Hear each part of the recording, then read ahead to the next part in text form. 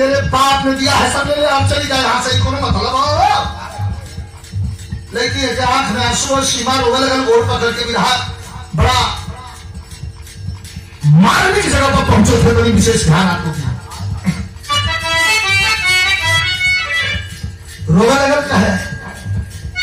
हम कहा नहीं करते गोकरा चाहे तू गोकरा, अरे तू गोकरा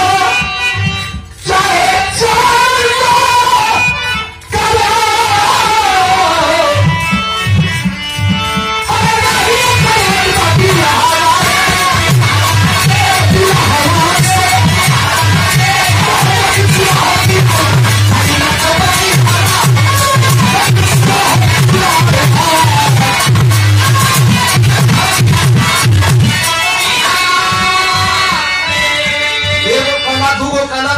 हमारे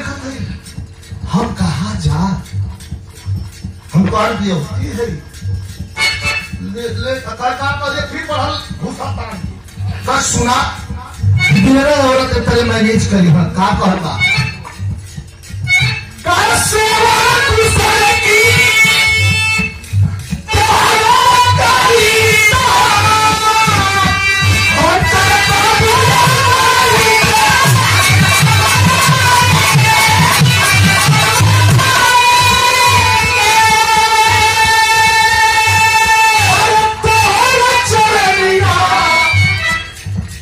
जिनकी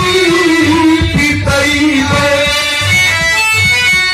अरे चाहे कटराब परछाई के अब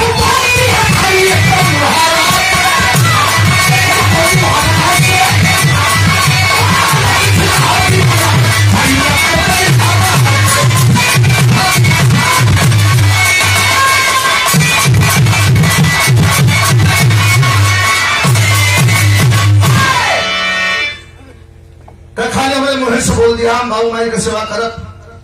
उनके लिए क्या हुआ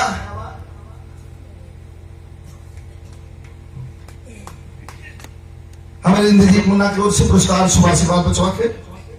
सीख की बातें सुन के तुरंत फौजी लिया रिवाल्वर तांग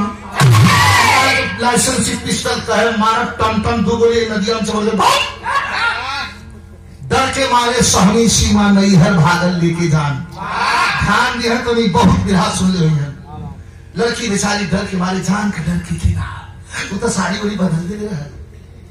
बाहर निकल अपने अम्मा बाबा के गोड़ पकड़ के रोने लगल कि अम्मा ये बाबूजी हमके भगावत हूँ 40 रुपया घूमते से खोल के और अम्मा दहली है कहन के बिटिया पगलायल हो, घबरा के कोनो फैसला मत लिया, कहीं बियाह मत करिया, इंतजार करिया, कहीं के छोड़ दे मारे मारे कहीं बहनी चल जा, जब लड़की को गोड़